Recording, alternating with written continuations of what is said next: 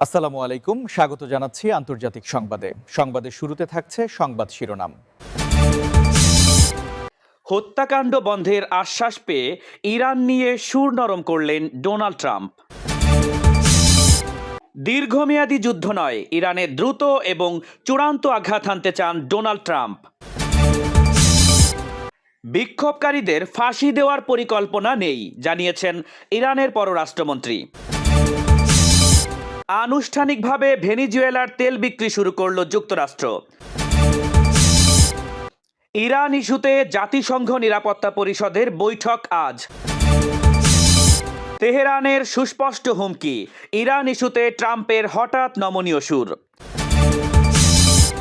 ইরানের সঙ্গে বাণিজ্য অব্যাহত রাখার ঘোষণা রাশিয়ার।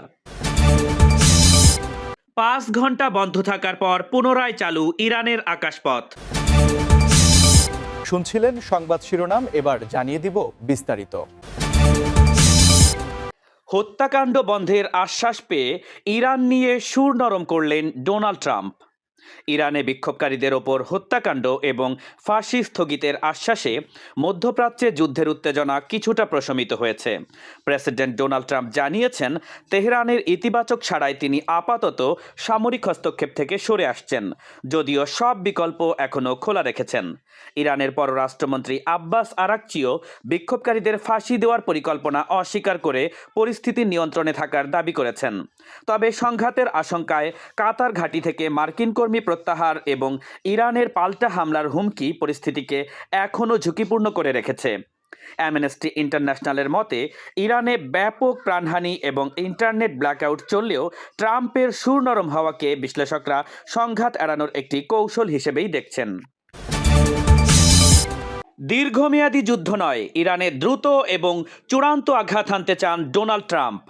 প্রেসিডেন্ট ডোনাল্ড ট্রাম্প তার জাতীয় নিরাপত্তা দলকে নির্দেশ দিয়েছেন, ইরানে কোনো সামরিক পদক্ষেপ নেওয়া হলে তা যেন অত্যন্ত দ্রুত এবং চূড়ান্ত হয়।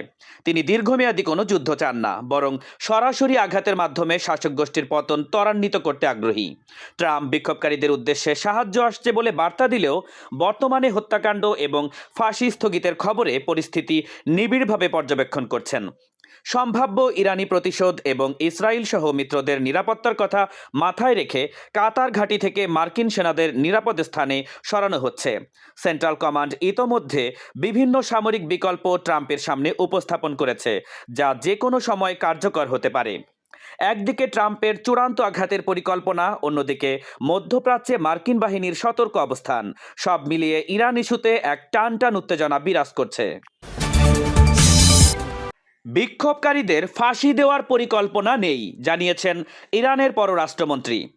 ইরানে বিক্ষোভকারীদের ফাঁসি দেওয়ার কোনো পরিকল্পনা নেই বলে জানিয়েছেন দেশটির পররাষ্ট্রমন্ত্রী আব্বাস আরাকচি। ফক্স নিউজকে দেয়া সাক্ষাৎকারে তিনি দাবি করেছেন, 3 দিনের অভিযানের পর পরিস্থিতি এখন সরকারের পূর্ণ নিয়ন্ত্রণে রয়েছে। এর আগে প্রেসিডেন্ট ডোনাল্ড ট্রাম্প জানিয়েছেন, ইরানে হত্যাকাণ্ড এবং মৃত্যুদণ্ড স্থগিতের বিষয়ে তিনি গুরুত্বপূর্ণ সূত্র থেকে আশ্বাস পেয়েছেন। তবে ট্রাম্প সাফ জানিয়ে দিয়েছেন, তিনি পরিস্থিতির ওপর কড়া নজর রাখছেন এবং প্রয়োজনে সামরিক পদক্ষেপের বিকল্প এখনও খোলা রয়েছে। স্থানীয় মুদ্রার মান হ্রাস এবং দ্রব্যমূল্যের ঊর্ধ্বগতির প্রতিবাদে শুরু হওয়া এই বিক্ষোভ বর্তমানে সরকার বিরোধী আন্দোলনে রূপ নিয়েছে, যাতে ইতোমধ্যে শত শত মানুষের প্রাণহানি হয়েছে। গত বছরের জুনের যুদ্ধের স্মৃতি আর নতুন করে মার্কিন হামলার আশঙ্কায় ইরানের সাধারণ মানুষের মধ্যে এখন তীব্র মনস্তাত্ত্বিক চাপ এবং উদ্বেগ বিরাজ করছে। আনুষ্ঠানিকভাবে ভেনিজুয়েলার তেল বিক্রি শুরু করল যুক্তরাষ্ট্র। ভেনিজুয়েলার প্রেসিডেন্ট নিকোলাস মাদুরোকে সস্ত্রীক অপহরণ করে কারাগারে বন্দী করার পর দেশটির তেল সম্পদ বিক্রি শুরু করেছে মার্কিন যুক্তরাষ্ট্র। ইতোমধ্যে $50 কোটি তেল বিক্রি করে ভেনিজুয়েলার জ্বালানি খাতে $100 বিলিয়ন বিনিয়োগের ঘোষণা দিয়েছেন মার্কিন প্রেসিডেন্ট ডোনাল্ড ট্রাম্প। তবে আইনি জটিলতার আশঙ্কায় মার্কিন তেল কোম্পানিগুলো এখনই বিনিয়োগে আগ্রহী নয়। ভেনিজুয়েলার এই পরিস্থিতির ছায়া এখন ইরানের ওপর, যেখানে ট্রাম্পের সহায়তা আসছে বার্তার পর মধ্যপ্রাচ্যে যুদ্ধের দামামা বাড়ছে। ইরানের আকাশপথ সাময়িক বন্ধ এবং কাতার থেকে মার্কিন সেনা প্রত্যাহারের ঘটনায় উত্তেজনা তুঙ্গে অবস্থান করছে। একদিকে ভেনিজুয়েলার তেল দখল, অন্যদিকে ইরানকে চূড়ান্ত আঘাতের হুঁশিয়ারি। ট্রাম্পের এই আক্রমণাত্মক কূটনীতিতে বিশ্বজুড়ে এখন চরম অনিশ্চয়তা বিরাজ করছে। ইরান ইস্যুতে জাতিসংঘ নিরাপত্তা পরিষদের বৈঠক আজ। ইরানের উত্তাল পরিস্থিতি নিয়ে আলোচনার জন্য আজ বিকেলে জরুরি বৈঠকে বসেছে জাতিসংঘের নিরাপত্তা পরিষদ। যুক্তরাষ্ট্রের বিশেষ অনুরোধে আয়োজিত এই ব্রিফিংয়ে বিক্ষোভ দমনে সহিংসতার ঘটনায় গভীর উদ্বেগ প্রকাশ করেছে ওয়াশিংটন। গত 12 দিনের গণবিক্ষোভে ব্যাপক প্রাণহানির ঘটনাকে বৈশ্বিক স্থিতিশীলতার জন্য বড় হুমকি হিসেবে দেখছে যুক্তরাষ্ট্র। তবে কূটনৈতিক বিশ্লেষকদের মতে ইরান ইস্যুকে অভ্যন্তরীণ বিষয় হিসেবে গণ্য করছে চীন এবং রাশিয়া। এদিকে ইরানের বিপ্লবী গার্ড বাহিনী ইসরায়েল এবং যুক্তরাষ্ট্রের বিরুদ্ধে চূড়ান্ত জবাব দেওয়ার হুঁশিয়ারি দিয়ে রেখেছে। একদিকে নিরাপত্তা পরিষদে কূটনৈতিক লড়াই, আর অন্যদিকে মধ্যপ্রাচ্যের যুদ্ধের দামামা। সব মিলিয়ে আজ বিশ্বের নজর এখন নিউ ইয়র্কে অবস্থিত জাতিসংঘের সদর দপ্তরের দিকে। তেহরানের সুস্পষ্ট হুমকি, ইরান ইস্যুতে ট্রাম্পের হঠাৎ নমনীয় সুর। ইরান ইস্যুতে সুর নরম করেছেন মার্কিন প্রেসিডেন্ট ডোনাল্ড ট্রাম্প। তিনি জানিয়েছেন, বিক্ষোভকারীদের হত্যা এবং ফাঁসি বন্ধের আশ্বাস পাওয়ায় তিনি আপাতত কঠোর অবস্থান থেকে সরে আসছেন। একই সুর শোনা গেছে ইরানি পররাষ্ট্রমন্ত্রী আব্বাস আরাকচির কণ্ঠেও। তিনি দাবি করেছেন, বিক্ষোভকারীদের ফাঁসি দেওয়ার কোনো পরিকল্পনা তেহরানের নেই।